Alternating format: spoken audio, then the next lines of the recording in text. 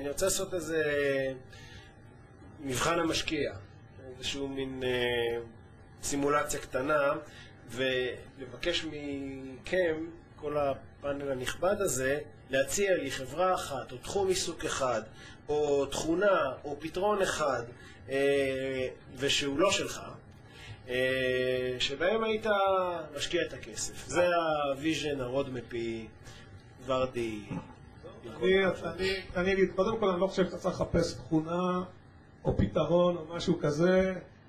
אני חושב שהמפתח לפחות באינטרנט, אתה יודע מה, לא לפחות, כמו בטלוויזיה. בטלוויזיה, אם תוכנית מוצלחת או לא, זה תלוי בכישרון של התסריטאי, של המפיק, של הצלם, לא יודע.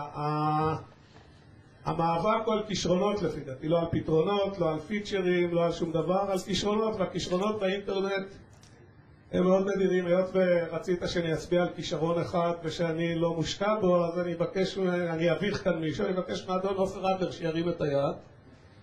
עופר אדלר, שגם עשה את אינקרדימייל, וגם הוא אחד מהמשקיעים הראשונים באמת הקפה, ועד כמה שאני אין לי איתו שום עסקים ושותפים עסקיים לצערי הרב, חוץ מה שאני מעריץ את היכולות שלו ואת התמונה שלו ואת האישיות הנעימה שלו.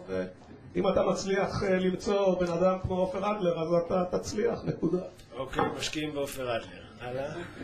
עופר, סליחה על המבוכה. למה זה משה?